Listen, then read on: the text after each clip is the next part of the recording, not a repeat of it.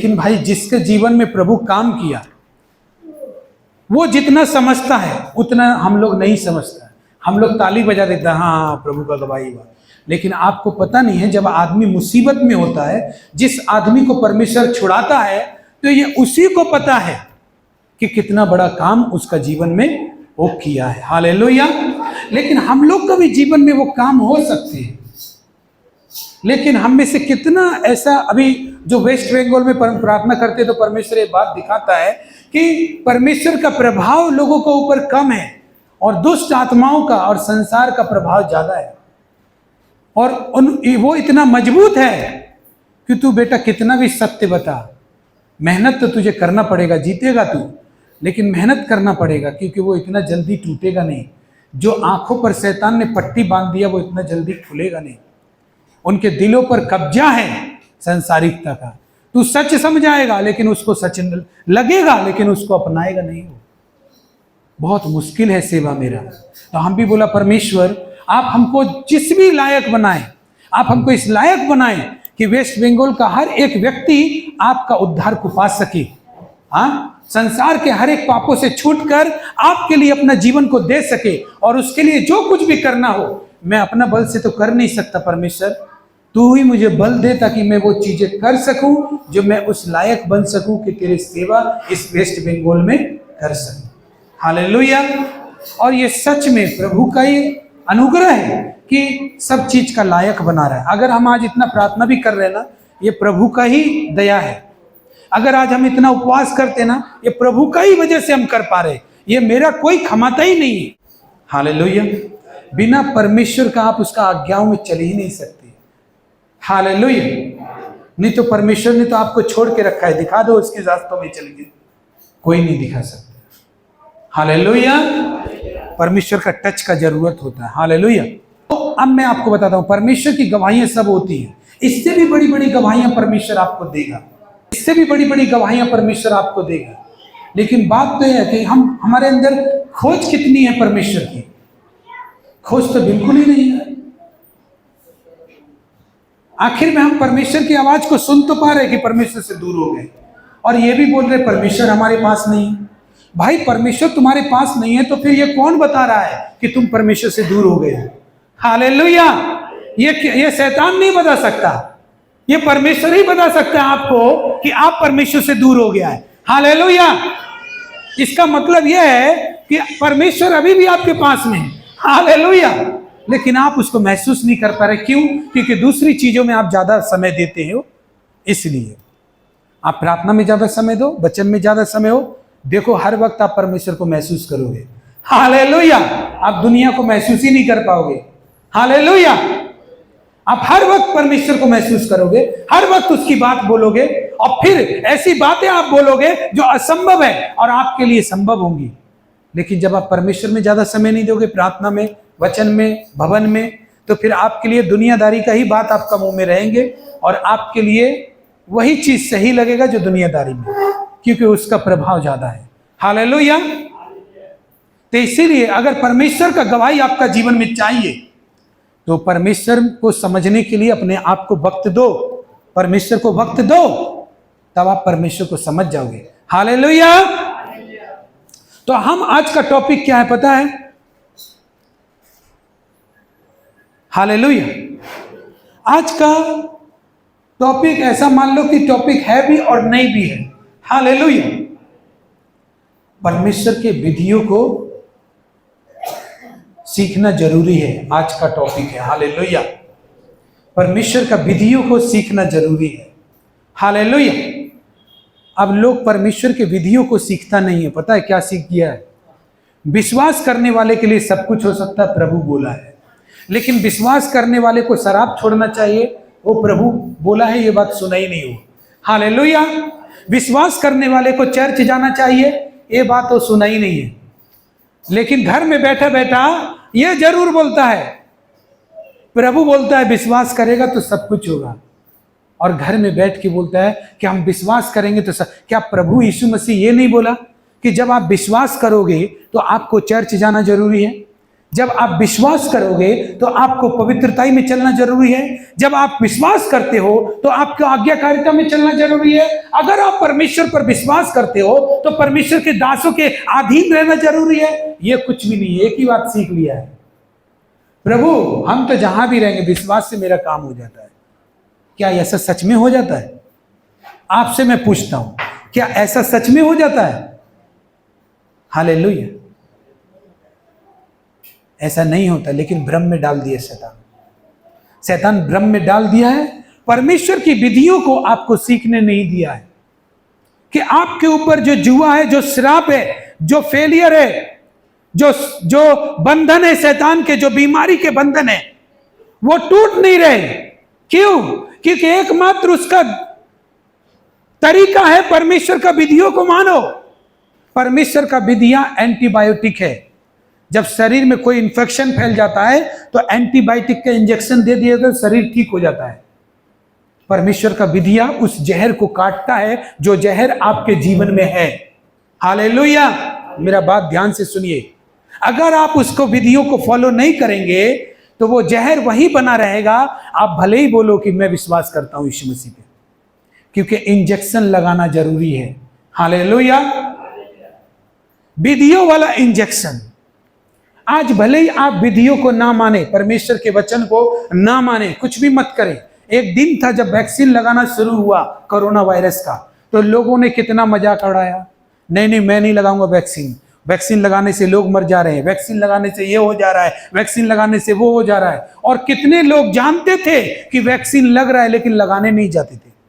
जैसे जैसे कोरोना बढ़ता गया फिर और बात बताने लगे, फिर और बढ़ता गया, तो फिर वैक्सीन का एडवर्टाइजमेंट भी देखने लगे, समझने भी लगे, हाँ वैक्सीन असर तो करता है, हाँ करता है। फिर और कोरोना बढ़ गया तो फिर मान भी गए कि हमको भी वैक्सीन लगाना है। बिना वैक्सीन का हमको भी कोरोना हो गया तो हालेलुया। समझ गया ना? इसलिए परमेश्वर का वचन, विधि आप जब तक नहीं मानोगे मत मानो, लेकिन एक दिन ऐसा आएगा कि आपके घुटने परमेश्वर के आगे टिकने ही है, उन बातों को मानना ही है। एक दिन आएगा, एक दिन ऐसा आएगा, उस टाइम घुटने टिकना ही है। बिना सिर झुकाए परमेश्वर से आपको कुछ नहीं मिलने वाला है। सिर झुकाना वो नहीं है। क्या झुका आप सिर दे रहे हैं लेकिन त्यागना कुछ नहीं चाहते परमेश्वर के लिए। हालेलुया। ये सिर झुकाना नहीं होता है कि परमेश्वर के आगे आप सिर तो झुका दिया लेकिन परमेश्वर के लिए कुछ त्यागना नहीं चाहते, कुछ छोड़ना नहीं चाहते, उसको सिर झुकाना नहीं बोलते। आप शरीर से तो सिर झुका दिए लेकिन आप अंदर से बहुत घमंडी है, इसीलिए टूटना नहीं चाहते, पिघलना नहीं चाहते, नरम होना नहीं चाहते, परमेश्वर की बातों को एक्सेप्ट करना नहीं चाहते। इसीलिए क्या हो रहा है, वो विष जो शैतान ने आपके परिवार में दिया है, वो बीमारी दी है, वो सब वहीं पर बनी हुई है। और विश्वासी 50 साल का है। हालेलुया। विश्वास करे हुए 10 साल हो गया, 5 साल हो गया, 20 साल हो गया। गाना आराधना में अच्छा नहीं बज रहा तो बोल दे रहा है कि गाना आराधना में अच्छा नहीं बज रहा है, ये उसको पता है। लेकिन उसको ये पता नहीं है कि परमेश्वर को वो अच्छा लग रहा है कि नहीं लग रहा है। हालेलुया। इस बात को जानने का कोशिश नहीं हो रहा है। चर्च बड़ा होना चाहिए, वहां पर सब चीज होना चाहिए, और वहां पर जैसे ही हम घुसे तो पास्टर सबको छोड़ के हमको जय मसीह करना चाहिए। तो वो सब कर भी रहा है तो भी उसको ये समझने का ज्ञान नहीं है कि हम परमेश्वर को अच्छा लग रहा है कि नहीं लग रहा है। हालेलुया। तो ऐसा हम अपना जीवन में कितना विश्वासियों को देखे हैं कि उनके ऊपर आप कुछ भी थूकते जाओ परमेश्वर का वचन, रहना उसको अपना ही प्रभाव में है, अपना प्रभाव में। और ऐसा क्यों हो रहा है पता है? क्योंकि वो जानता ही नहीं है परमेश्वर का विधि एक विष को काटने का काम करता है, श्राप को काटने का काम करता है। हालेलुया। जब आप भवन में आते हो, आप सिर झुकाकर प्रार्थना करते हो, तो आप यही एक काम क्यों पालन करते हो? बात बाकी तो नहीं करते, ये एक काम क्यों पालन करते हो?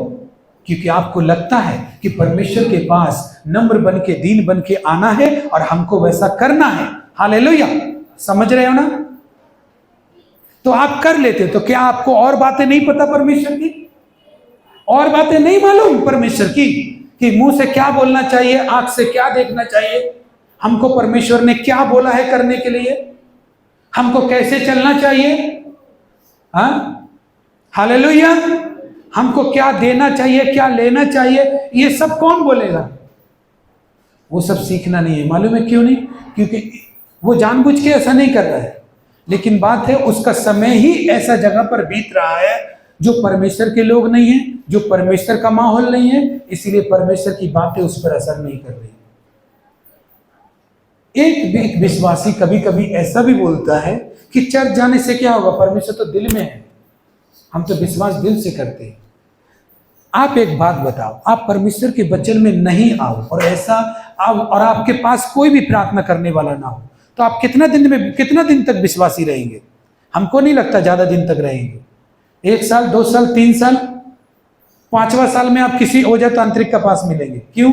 आप वैसे ही बन जाएंगे, क्योंकि आप एक सही जगह पर आते नहीं थे और उसके दौरान आपके अंदर वो आदमी चला गया जो कभी परमेश्वर की महिमा करता था, जो विश्वास करता था, जो पवित्रताई में चलता था।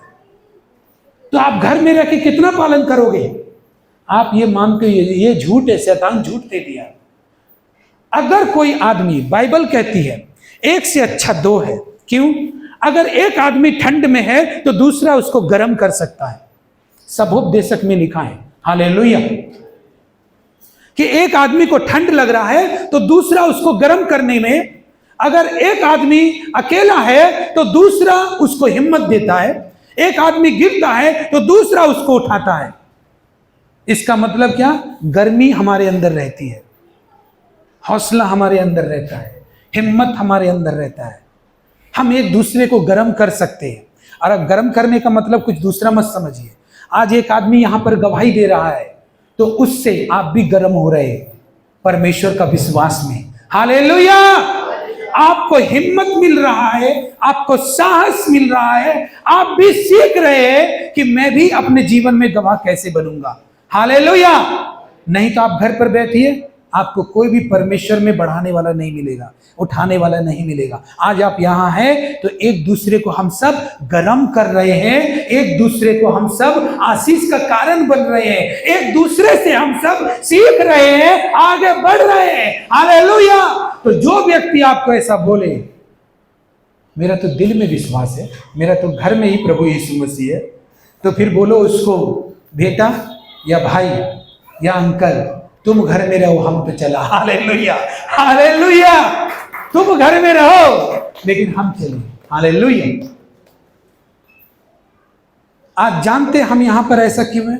मेरा भी सामने ऐसे लोग थे जो प्रार्थना के टाइम प्रार्थना नहीं करते थे, जो संडे के दिन भवन नहीं जाते थे, मेरे घर में भी थे, मेरे आस पड़ोस में भी थे, जिन मसीह को हम जानते हैं वो मसीह होकर भी शराब पीते थे। लेकिन हम तो उस समय नहीं दिए उनको। अगर हम उनको समय देते तो यहां नहीं होते। हमने भी उनको इग्नोर किया कि भैया तेरे यहां चलता है लेकिन मेरे यहां नहीं चलेगा। हालेलुया। या फिर एक काम कर, तेरा सब कुछ कंट्रोल में है, तू अपना कंट्रोल अपना ऊपर रख, मेरा ऊपर मेरा कंट्रोल है। हालेलुया। तो हम जिधर चाहेंगे उधर अपने आप को ले जाएंगे। अब वो कुछ कर रहा है, उसके वजह से देख के हम सीख रहे हैं। एक आदमी क्या बोलता है पता है? भैया आदमी लोग यहाँ का ठीक नहीं है, इसीलिए हम लोग सब बिगड़ जाते। अरे भाई, इसका मतलब अभी तक आप बच्चा हो, सियाना बनो। हालेलुया। जब काम करने जाते हो तो एक आदमी खराब काम कर रहा है अपनी ऑफिस में, उसको देख के आप खराब काम करते हो? नहीं, आप सोचते हो ये खराब हो रहा है तो हो रहा है, लेकिन मैं खराब नहीं हूंगा अपनी बॉस की नजर में। हालेलुया। तो वहां आपको ज्ञान हो जाता है। क्यों? क्योंकि वहां समझदार हो, आप काम करने लगे हो, ड्यूटी करने लगे हो, आपका उम्र हो गया है, आप बड़े हो गए हो, तो वहां पर तो आप परिचय दे दिए कि आप बड़े हो गए। आज कोई भी आपको बहला फुसलाता है, ए दारू चलता है, ए शराब चलता है, ए चर्च नहीं जाना चलता है, तो बस आप चले जाते थे। इसका मतलब यह है अभी तक आप विश्वासी नहीं है, बच्चा है आप। हालेलुया। बच्चा कैसा होता है? झुंझुना दिखाया, वो झुंझुना में ही चुप हो गया, वही बच्चा है आप।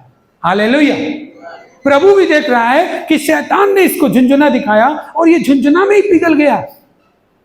तब परमेश्वर भी जान रहा है कि ये गलत आदमी है जिसको हम आशीष देंगे। क्यों? अगर हम इसको आशीष दिए तो ये लोगों में मेरा बदनामी कराएगा। मान लो ज्यादा पैसा दिए तो ये इसको तो कोई भी दारू पिलाएगा तो ये पी लेगा, कोई भी संडे के दिन बोलेगा मत जा चर्च तो नहीं जाएगा, तो मैं इसको पैसा दूंगा, आशीषित करूंगा और ये मेरे नाम को डुबाएगा। हालेलुया। क्योंकि लोग इसको नहीं देखेगा, इसके परमेश्वर को देखेगा कि देखो वो मसीह आदमी है और वो ऐसा करता है। इसीलिए परमेश्वर जान जाता है, परमेश्वर को पता है कि आपके आने वाली पीढ़ी में कौन सा आदमी जन्म लेगा और कौन सा आदमी आपका परिवार को नष्ट कर डालेगा, उसको पहले से पता है। जब इतना आगे का बात पता है तो आप जब भवन में खड़ा है आप लोग, तो पता है उसको तुम क्या करोगे घर जाके। हालेलुया। इसीलिए बोलता है अपना दिल परमेश्वर को दो। हालेलुया। विधि सीखना जरूरी है। आज आप भी बोलोगे कि ऐसा क्या सिखा दिया पास्टर, मेरा कान गर्म हो गया। एक बात हम आपको बताते, कभी कभी जब आदमी ज्यादा दुष्टता करता है तो शैतान आदमी को नहीं मारता, परमेश्वर उसको खुद मार देता है। और बाइबल में 3 आदमी को परमेश्वर ने मारा है, परमेश्वर ने मारा है।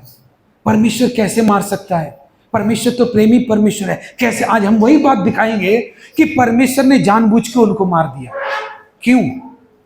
कितना खराब काम किया, वो इतना दुष्ट लोग था कि मार दिया। और कहीं वैसा ही दुष्टता हम लोग के अंदर में तो नहीं है कि हम लोग आशीष नहीं पा रहे, दोष दे रहे शैतान को। परमेश्वर ही चाहता है कि तुम मर जाओ और आशीष मत पाओ। हालेलुया। कहीं ऐसा तो नहीं है? इस बात को हम लोग जानेंगे। हम लोग ऐसे भी लोग हैं, 3 लोग जिन्हें परमेश्वर ने मारने की कोशिश की, खुद मारने की कोशिश की परमेश्वर ने। परमेश्वर कैसे मार सकता है? परमेश्वर तो प्रेम है, परमेश्वर तो न्याय है, वो तो लोगों को प्रेम करता है। लेकिन ऐसी दुष्टता ही लोगों ने की जिनको मारने की कोशिश की, परमेश्वर ने मारने की उनको कोशिश की। मूसा परमेश्वर का दास था, परमेश्वर ने उसे चुना। मैं आपको अध्याय पद दिखाऊंगा, लेकिन समय कम है ना, तो उसको ऐसा करके बताऊंगा ताकि वो भी बता दूं और प्रचार भी हो जाए। तो मूसा को परमेश्वर ने मिस्र देश में भेजा, बोला तू मेरे लोगों को छुड़ाएगा। लेकिन अचानक से वो उस रास्ते में होकर जा रहा था, परमेश्वर ने उस पर आक्रमण किया मारने के लिए, और झट से उसकी स्त्री जो अन्य जाति की थी, उसने धार वाले पत्थर से लेकर अपने बेटों का खतना किया। खतना का मतलब क्या? गलती क्या थी मूसा की कि उसने अपने बेटों का खतना नहीं किया, जबकि 10 आज्ञा नहीं था फिर भी।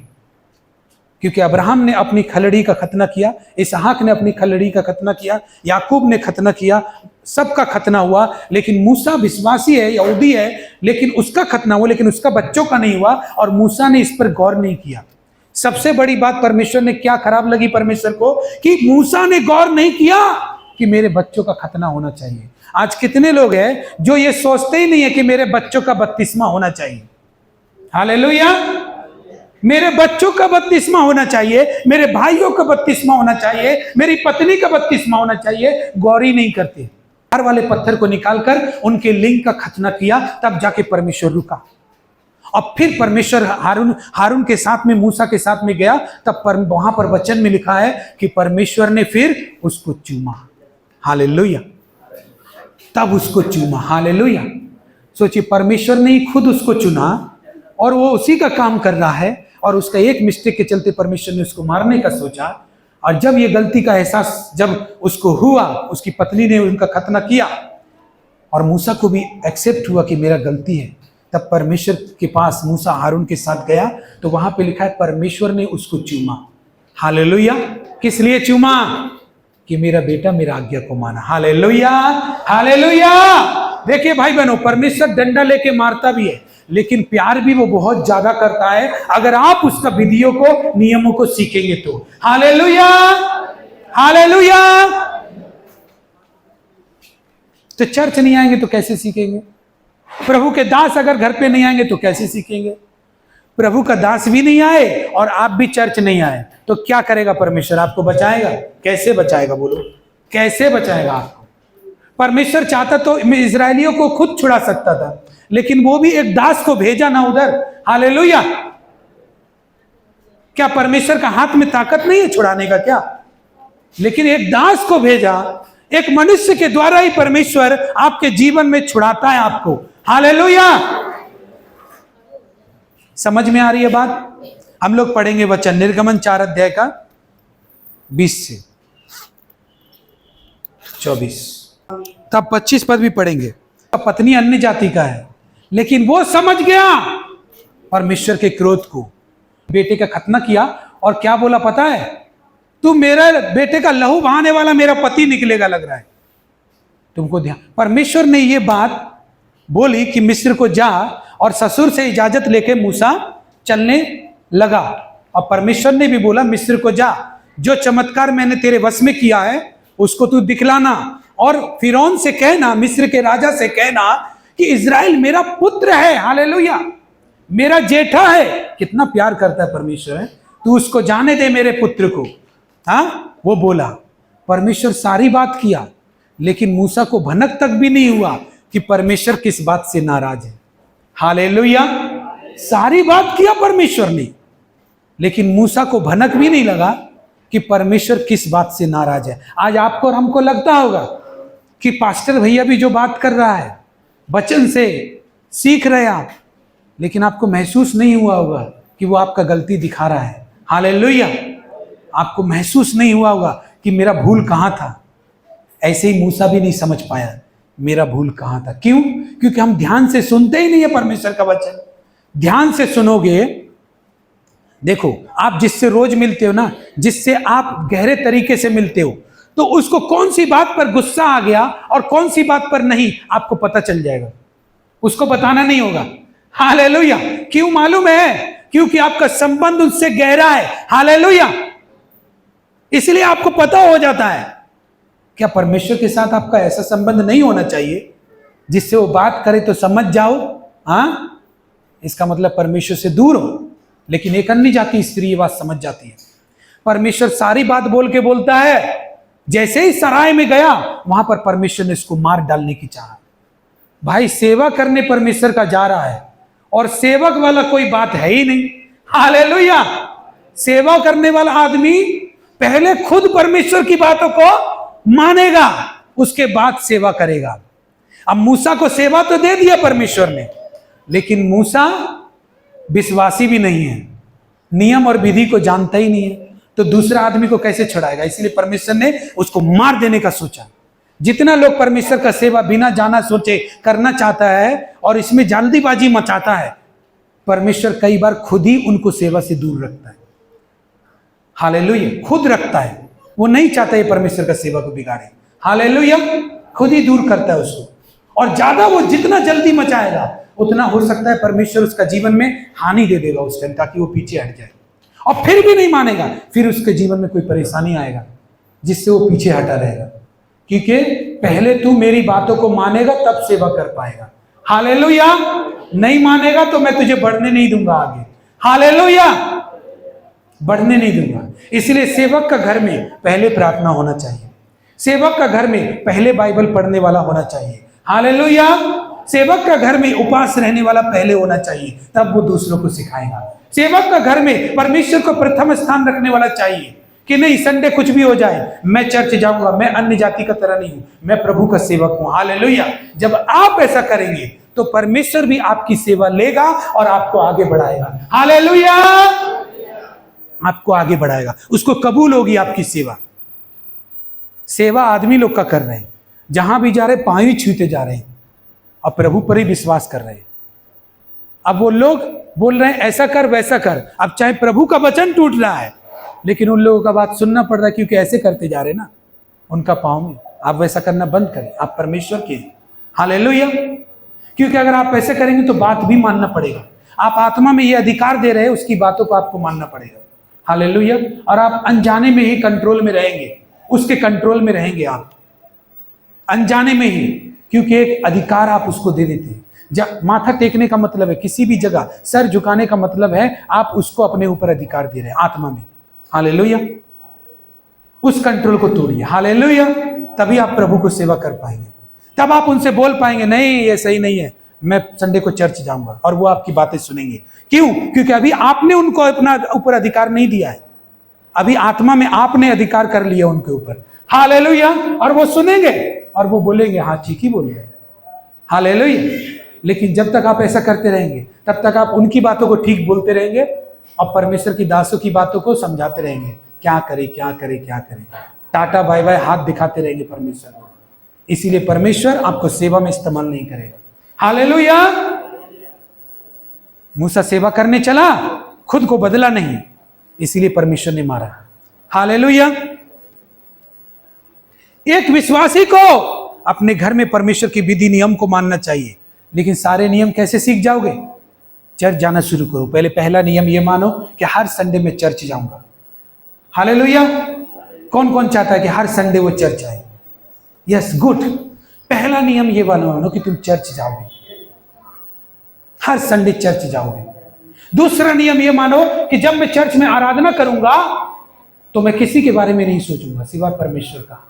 ये नियम बनाओ। हालेलुया।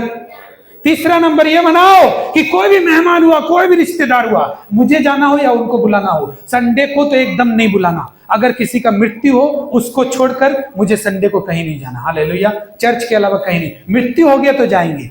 हालेलुया। नियम बनाने से बनता है। आप नहीं बनाएंगे तो कोई और आपके लिए नियम बना के नहीं देगा कि आप ऐसे चलो। हालेलुया। नियम देश को महान बनाता है। एक जगह हम ट्रेन में जा रहे, हावड़ाई में आ रहे थे, उधर लिखा था नियम देश को महान बनाता है। इसका मतलब नियम हम लोग को भी महान बनाता है। हमारे चर्च में कोई नियम ना हो। तुम्हारा फोन आ सकता है, फोन में भी बात करो। बच्चा लोग चिल्ला रहा, बच्चा लोग भी चिल्लाओ, तो क्या उस जगह में परमेश्वर का काम सही से होगा? लेकिन अगर नियम बना देगा कि परमेश्वर के वचन में फोन को साइलेंट करके रखो, स्विच ऑफ करके रखो, तो वो नियम आपको ऊंचाइयों तक ले जाएगा। हालेलुया। लेकिन नियम बनाने से बनता है। हालेलुया। प्रार्थना करने से आप कर पाएंगे, सोचने से नहीं करेंगे। हालेलुया। तो नियम बनाओ। हर ऐसी बात करने वाले आदमी को जो मुझ पर हुकूमत करने की कोशिश करता है और वो परमेश्वर का आदमी नहीं है, तो उससे बचो। हालेलुया। उसका पास मत रहो ज्यादा। हालेलुया। अगर आप सामना नहीं कर पाते उसका, तो उसका पास मत रहो, क्योंकि आपको उसका हुक्म मानना पड़ेगा नहीं तो। हालेलुया। परमेश्वर को अपना ऊपर कब्जा करवाना है तो अपना ऊपर कब्जा परमेश्वर को करने दो, दूसरों का कब्जा अपने ऊपर से हटाओ। हालेलुया। उत्पत्ति 38 का 6 से 10। ओके, पढ़िए, आप पढ़िए।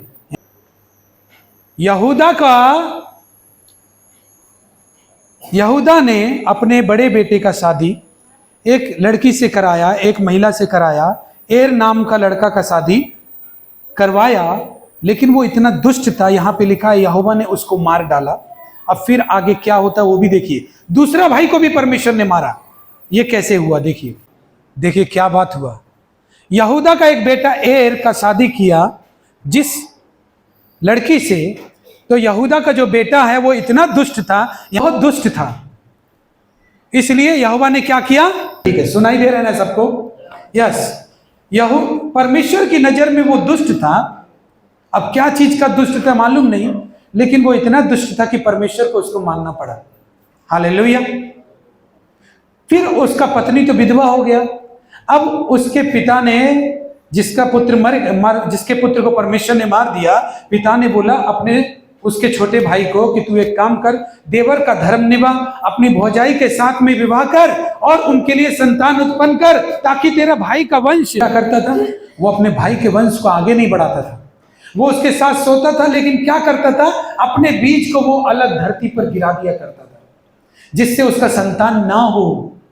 ऐसी छल उसने अपने भाई के साथ किया, अपने परिवार के साथ किया। उसने शादी किया अपनी भौजाई से, लेकिन उसने ये काम किया।